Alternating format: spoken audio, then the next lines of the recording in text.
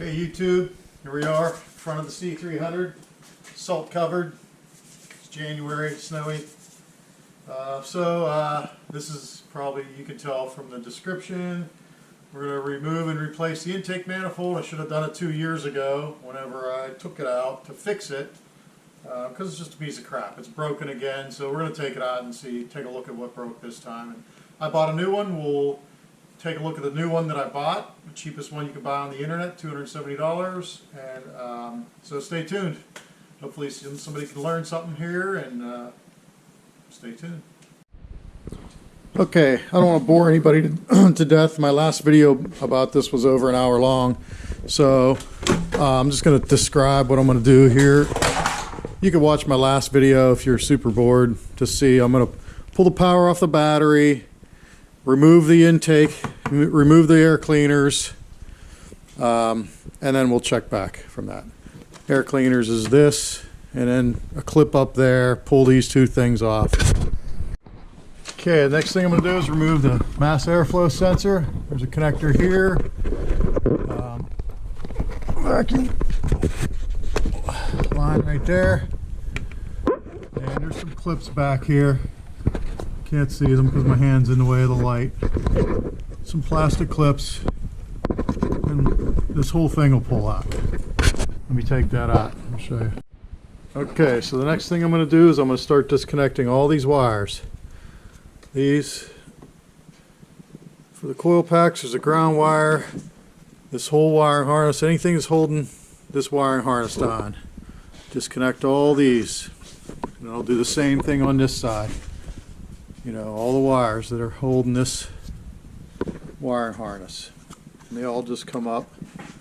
Let me just show you how one of them goes. So you see, you pop up this plastic piece like that, and then you push it in, and the connector comes right out, just like that. Okay, so I'm going to do that for all of these, every connector in this wiring harness on both sides. Okay, I got all of these disconnected, all these disconnected, just enough to be able to lift this out of the way. Same thing on this side, everything disconnected. There's this wire here that goes down there. I don't remember disconnecting that before, but really to get the intake out, you just got to be able to move it. So I don't know why I even disconnected these, but anyhow, the next thing I'm going to do is pop this up. This just pops up. Computer, and then I think I'm gonna unplug this plug here and lay it off to the side. I didn't do that before, but we'll do that now. I'm gonna unplug that, lay it off to the side, and then pull these two screws out and just start moving some more stuff out of the way. Okay, once I disconnected that, you just kind of pull out on this as you pull the plug off, and that comes off. So I'm going to take these two brackets off and these two here, and see, and then underneath this bracket there's a bolt holding this harness down here. Okay, I got those brackets off, this off. Next I'm going to take the two bolts on each side for the fuel rail. Here's one, and there's one back there. Taking the whole fuel rail, I may not unplug the injectors because I break things too easy. I'll break the connectors. I already broke one there last time. So let me pop the fuel rail off and see what kind of movement we get here. Okay, so I'm just going to evenly pry up like this on that fuel rail on both sides. There we go. See, it popped right up. Same thing over here. Just try to get that. You can see the fuel rail there.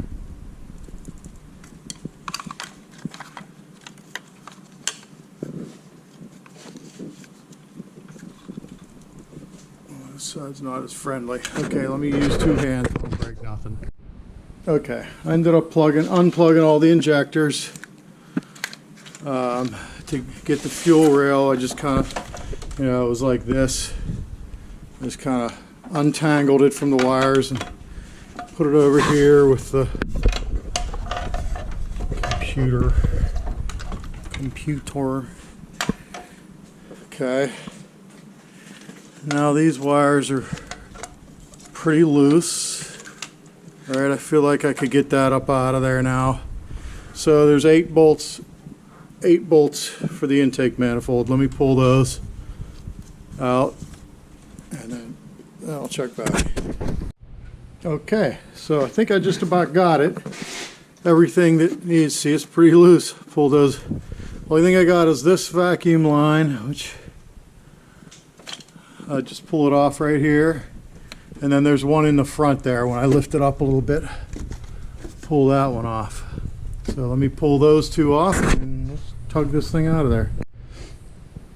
Okay, pulling it out of the belly of the beast. Look, well, this I just broke off. Hopefully that's on the new one. It's the vacuum line. I should have unplugged it from down in here. I tried pulling it off here and it broke the plastic, of course, because it's a piece of crap.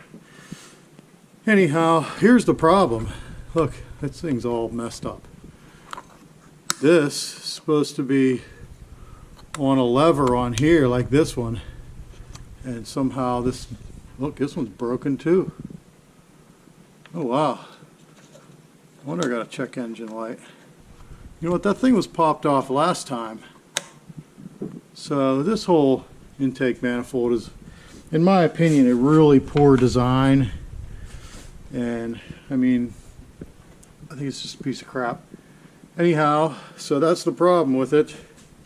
This thing, I think that's why I'm getting a check engine light. I'm getting a vacuum, which actually this could have been causing a vacuum too, because if that was just barely on air, it's going to be sucking air. This one came off and I noticed it.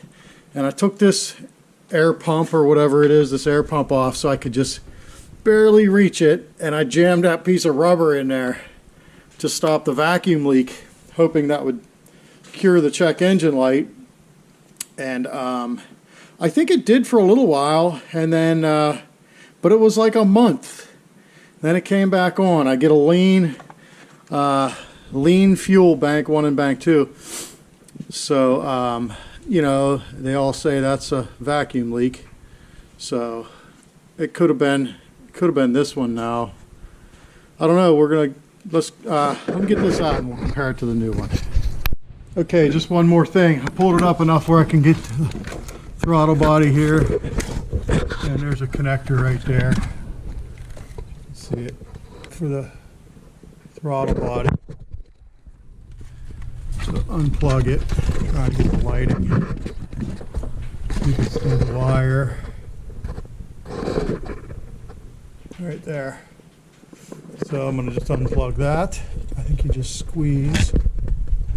I mean, I could just take the 4 bolts of the throttle body off at this point, but I think it'd be easier if I unplug that. So let me unplug that. All right, so here's the 2. New one, old one. This thing is jammed somehow. Oh yeah, that sucker was jammed. How nasty it is too. I mean, my car doesn't really leak oil. I mean, it doesn't, there's no oil on the ground under it. But anyhow, old one, new one. You know, we'll see how long this plastic lasts. Hopefully outlast the car. Here's the piece I broke off here, so that's good. I can just plug the vacuum hose right in there, and then new one. So let me just tell you, I got new gaskets, Velcro gaskets. Part number if you want to see. And so I got it from PRQ. There's the part number if you'd like to see it. $270. Okay, let me just turn this around so you can see the other side. Here's the inside. So yeah, here's the throttle body. So it's nasty looking. So I'll clean that all up. I'll remove it. Put it on here. Came with a new gasket. This one came with a new gasket. I'll take this off, clean everything, put it on there, and then we'll start going back in the car. Stay tuned. Okay, it's not perfect, but a little brake parts cleaner, sprayed it up. It's pretty good. You know, it's not brand new, but I cleaned it up good enough. We'll put the new gasket on and mount it right there. Okay, there we go. It's on there. One other part, this little rubber cover for this vacuum plug or whatever there. Switch that over, and I think we're ready to go back in.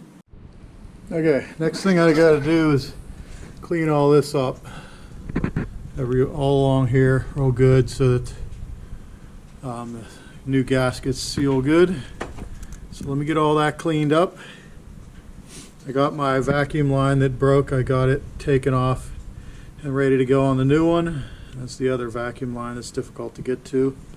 So they're both ready to go, and then we'll start putting it back together. Okay, got those pretty clean. Clean enough for the new gaskets.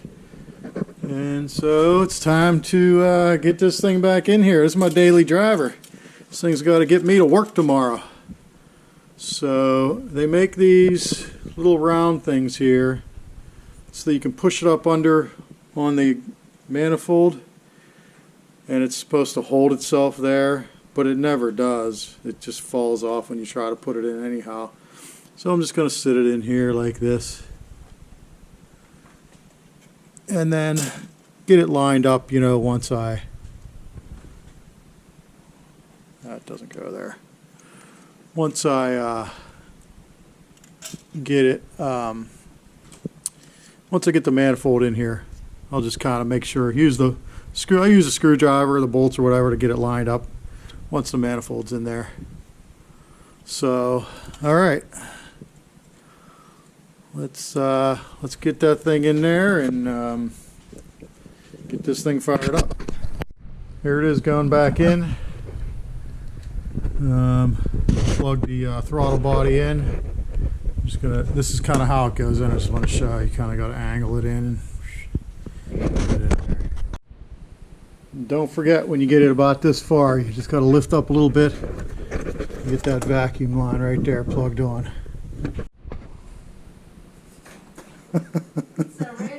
Okay, I'm ready for it. My back's killing me. Okay, so that actually took a good bit of time to get them gaskets. As soon as I would slide it in there, this one would fall off. This one would be misaligned. So really took a lot of finagling to get it just in there where they were close enough, and then I could use a screwdriver to push them around a little bit and get them lined up, and then just slide the 8 bolts in. Once I got the 8 bolts started through the holes of the gaskets, then I kind of wiggle it around because they weren't going to fall off, and get them to where they were lined up perfectly. And so now it's kind of lined up perfectly. There's actually more play than I would think, but whatever. So now the gaskets are lined up pretty good. So would they say 8 foot-pounds or 9 foot-pounds? Yeah, I think it's 9 foot-pounds on the bolts, or 80 inch-pounds. And then we'll start plugging some things back together. I'll show you all the stuff I broke taking it apart. Okay, I'm going to go eat some lunch and then we'll be back. Okay, I got the bolts torqued to approximately 9. I mean, that's really not much. They're probably at 10 or slightly over 11. Just because I felt comfortable with that. It's obviously, I mean, close enough. So anyhow, now I'm going to just start digging through here and see what's next. I think the fuel rail, just kind of get things situated. I did get this vacuum line plugged in. It was here, comes across here. So I'm going to try to pull this all out of the way, get the fuel rail. Oh, that's the other thing. Before I put the fuel rail in, I'm going to look at these O-rings. They say you should replace these O-rings, but I couldn't get new ones in time. I'm going to clean them all. Boy, look how dirty that is. It's like sand. So I'm going to clean all this as good as I can and put a little bit of soap on these so they pop down in there. Okay, I'm just checking in here real quick. see what I got.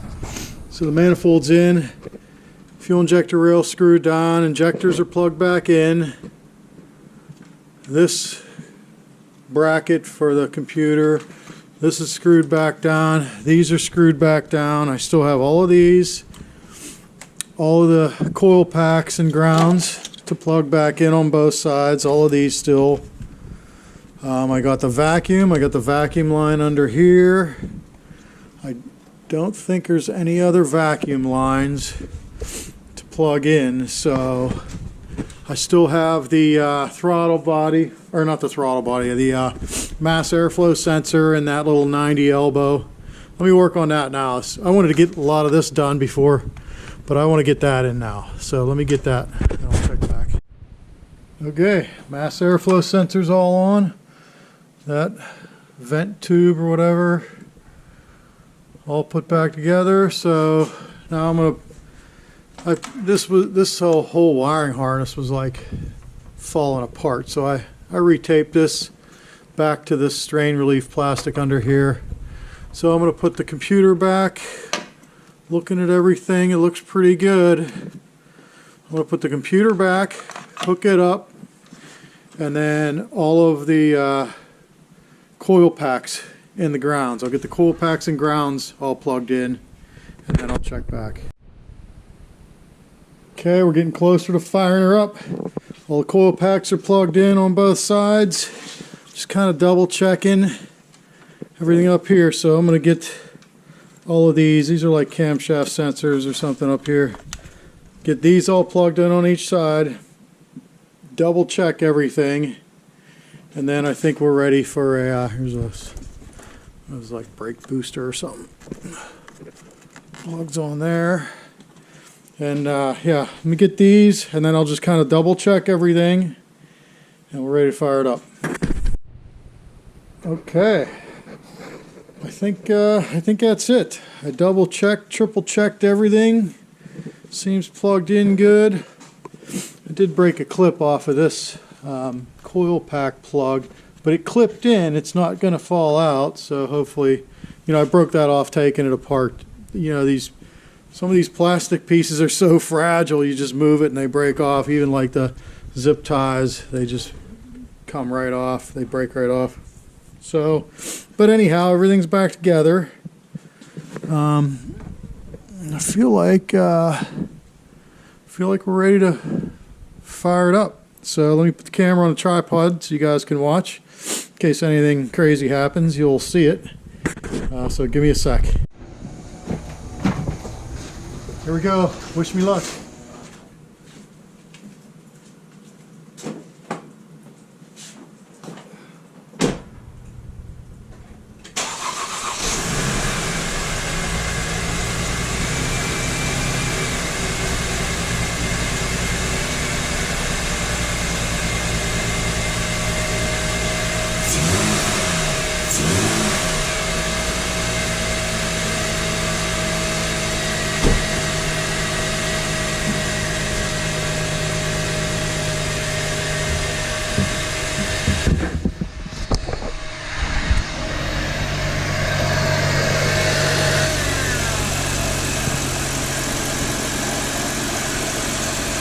Seems to be running like a champ.